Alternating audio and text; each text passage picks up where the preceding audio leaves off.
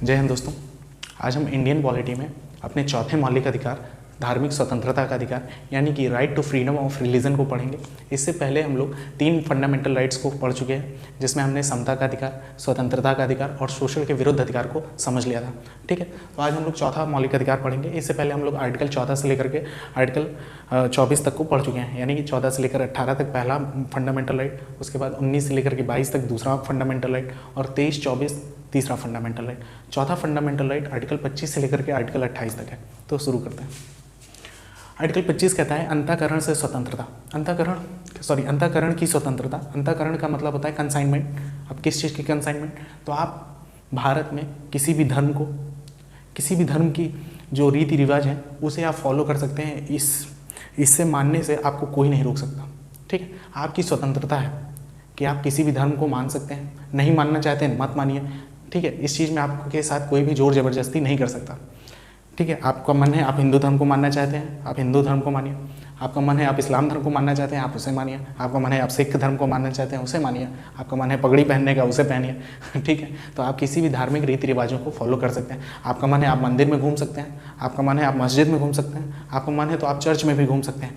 तो ये भारतीय संविधान में आपको ये स्वतंत्रता दी जाती है कि आप भारत देश में किसी भी धर्म को फॉलो कर सकते हैं। आर्टिकल 25 यही कहता है कि आपको अंतःकरण की स्वतंत्रता है। आप किसी भी धर्म की जो भी अच्छी चीज़ें हैं आप उसे अपने अंदर फॉलो कर सकते हैं। ठीक है, और हर धर्म की खास बात यही है कि हर धर्म अच्छा ही होता है, बस उसे बताने वाले लोग अपने अपने तरीके से अपने विचारों को प्रकट करते हैं। उस धर्म की असलियत को ना बताते हुए, जो वो कहना चाहता है वो ना बताते हुए, दूसरे अपने ही विचार को वो प्रकट करने लगते हैं। ठीक है, तो ऐसे लोगों से बचें। ठीक है, तो आर्टिकल 25 कहता है अंतःकरण की स्वतंत्रता, आपको कोई भी धर्म मानने की स्वतंत्रता है। आर्टिकल 26 क्या कहता है? सामूहिक धार्मिक प्रबंधन की स्वतंत्रता है। आपको सामूहिक रूप से जो भी धार्मिक कार्यक्रम होंगे उसे करने की स्वतंत्रता है।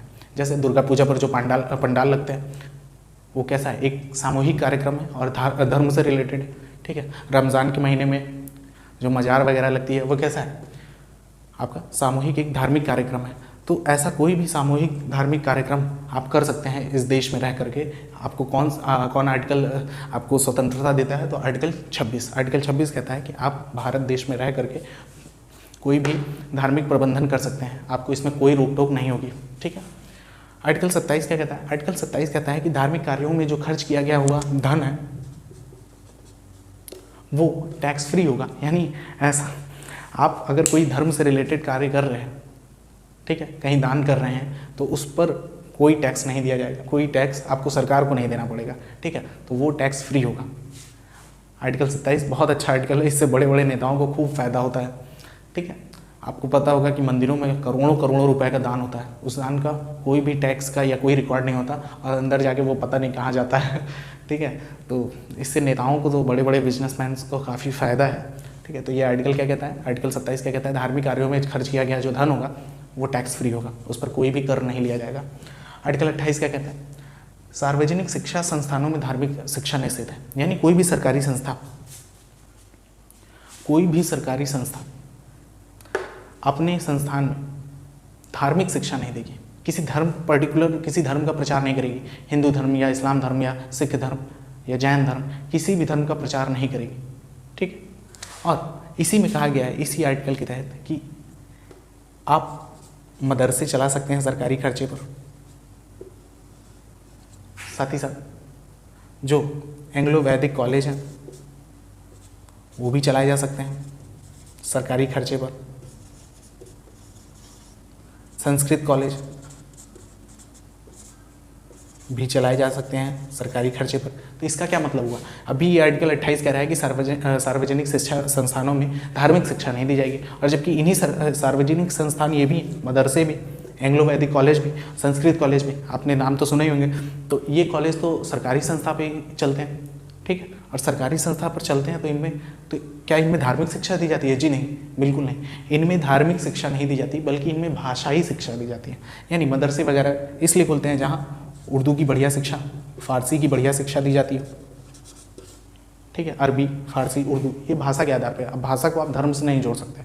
अब कोई संस्कृत पढ़ा रहा है तो इसका मतलब वो हिंदू धर्म का फॉलोवर थोड़ी है। ठीक है, तो संस्कृत कॉलेज में संस्कृत के अच्छे प्राचार्य होते हैं। एंग्लो वैदिक कॉलेज में आपको तो पता ही होगा। स्वामी विवेकानंद जी से प्रेरणा लेकर के दयानंद सरस्वती जी से प्रेरणा लेकर के एंग्लो वैदिक कॉलेज खोले जाते हैं। तो इसमें वेदों की पढ़ाई होती है। तो ऐसा थोड़ी वेद है तो हिंदू धर्म के लिए बढ़ावा दे रहे हैं, ऐसा कुछ नहीं, ठीक है। तो आप धर्म को, रामायण कोई धार्मिक किताब नहीं है, आप उसे धर्म से मत जोड़िए, वो उसका ज्ञान लोगों तक पहुंचना चाहिए, या कुरान या बाइबिल, इन सब का ज्ञान लोगों तक पहुंचना चाहिए। लेकिन अब कोई कुरान कैसे पढ़ना है, कैसे नमाज़ पढ़ना है, ये सब बताएगा तो ये धार्मिक चीज़ें हो गई। लेकिन उस किताब का ज्ञान लोगों तक पहुंचेगा तो ये धार्मिक ज्ञान नहीं है, ठीक है। आगे देखते हैं। तो सार्वजनिक, आपको आर्टिकल 28 याद रखना है, किसी भी सार्वजनिक शिक्षा संस्थान में कभी भी, किसी भी सरकारी शिक्षा संस्थान में कभी भी कोई धार्मिक शिक्षा नहीं दी जाती है, बल्कि उसे भाषाई शिक्षा दी जाती है। अब आप भाषा को धर्म से ना जोड़ें, अगर कोई जोड़ता है तो वो बेवकूफ़ है, ठीक है। तो आप बता सकते हैं उसे। तो हमने टोटल देख लिया। आर्टिकल 25 अंतःकरण की स्वतंत्रता, कोई भी धर्म आपको मानने की स्वतंत्रता। और आप जान लीजिए कि अगर आपके सामने कोई किसी धर्म की बुराई कर रहा है तो ये जान लीजिए वो आपका कट्टर विरोधी है, क्योंकि आपको इस बात की स्वतंत्रता है कि आप अपने धर्म का खूब प्रचार कर सकते हैं। देखिए इसी में आर्टिकल में आप प्रचार की भी चर्चा की गई है कि आप अपने धर्म का प्रचार भी कर सकते हैं, कोई दिक्कत नहीं। आप अपने रीति रिवाजों का फॉलो करिए, आप उसका प्रचार प्रसार करिए, कोई दिक्कत नहीं। लेकिन आप कभी भी किसी दूसरे के धर्म को गलत नहीं ठहराएंगे। यही भारत के संविधान निर्माताओं की बड़ी अच्छी चीज़ है, ठीक है। तो आप अपने धर्म को बताइए कि बहुत अच्छा है, लेकिन किसी दूसरे के धर्म को ये मत कहिए कि बेकार है, नहीं तो दिक्कत हो जाएगी, ठीक है। तो आर्टिकल 25 क्या कहता है? आर्टिकल 25 कहता है अंतःकरण की स्वतंत्रता। और धर्म केवल एक परवरिश का नाम है, याद रखिएगा, धर्म को ज़्यादा दिल पे मत लीजिए। धर्म केवल एक परवरिश का नाम है। अगर मैं मान लीजिए आज एक हिंदू परिवार में पैदा हुआ हूँ, ठीक है, और मान लीजिए आज से 20 साल पहले मेरे घर वाले मुझे किसी सिख के यहाँ या किसी इस्लाम धर्म को मानने वाले के यहाँ रख के चले आते और वो मेरा पालन पोषण करते, तो मैं क्या करता? तो आज मैं एक इस्लाम धर्म को फॉलोवर होता, ठीक है। तो और अगर सिख के यहाँ रहता तो मैं एक सिख धर्म का फॉलोवर होता, ठीक है।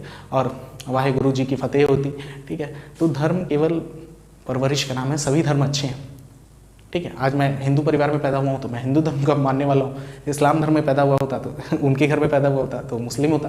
तो धर्म से ज़्यादा लड़िए नहीं, सभी धर्म अच्छा ही बताते हैं। जो लोग दूसरों के धर्म की बुराई करते हैं वो अपने धर्म के लिए कट्टर दीमक का काम करते हैं। इसलिए कभी भी ऐसे व्यक्तियों से हमेशा दूर रहिए जो दूसरे के धर्म की बुराई करते हैं, ठीक है। सभी धर्म अच्छे हैं, सभी धर्म अच्छी शिक्षा देते हैं, बशर्ते कि जो लोग उस धर्म पर बड़े बड़े ओहदों पर बैठे हुए हैं वो हमें गलत शिक्षा देते हैं, वो हमें, और हम उन्हीं को फॉलो कर लेते हैं और उनको अपना आइडल मानकर ही सब कुछ करते हैं। इसी वजह से लोगों में, आज भारत में लोगों में जातिगत हिंसा, धार्मिक हिंसा, ये सब बढ़ती जा रही है, ठीक है। तो ऐसा ना करें। आपको स्वतंत्रता दी गई है, आप कुछ भी मानिए। आपको टोपी पहन के जाना है स्कूल, ठीक है, तो उससे जाइए। आप मस्जिद में प्रार्थना कर रही है तो उसको करिए, बस उनके रीति रिवाजों को फॉलो करते हुए करिए। आपको मंदिर में घूमना है तो मंदिर में घूमिए, मस्जिद में घूमना है तो वहाँ घूमिए, गुरुद्वारे में घूमना है तो रुमाल वाल बांधते। तो हर चीज़ का एक रीति रिवाज, उनका कल्चर फॉलो करके आप करिए, आपको कोई भी नहीं रोक सकता। जो आपको रोकेगा सुप्रीम कोर्ट आर्टिकल 32 के तहत उसे खूब थूरेगा, तो आप लोग को कोई समस्या नहीं है, ठीक है। आर्टिकल 25 अंतःकरण की स्वतंत्रता, आर्टिकल 26 सामूहिक धार्मिक प्रबंधन की स्वतंत्रता, आर्टिकल 27 धार्मिक कार्यों पर खर्च किया गया जो धन होगा वो टैक्स फ्री होगा। आर्टिकल 28 क्या कहता है कि किसी भी सरकारी संस्था में धार्मिक शिक्षा नहीं दी जा सकती, ठीक है। चलिए अब इसके बाद हम लोग आर्टिकल 29 और आर्टिकल 30 देखेंगे, जिसे शिक्षा और संस्कृति संबंधी अधिकार कहा जाता है और जो हमारा 5वां मौलिक अधिकार है, ठीक है। मिलते हैं नेक्स्ट वीडियो में, तब तक के लिए जय हिंद।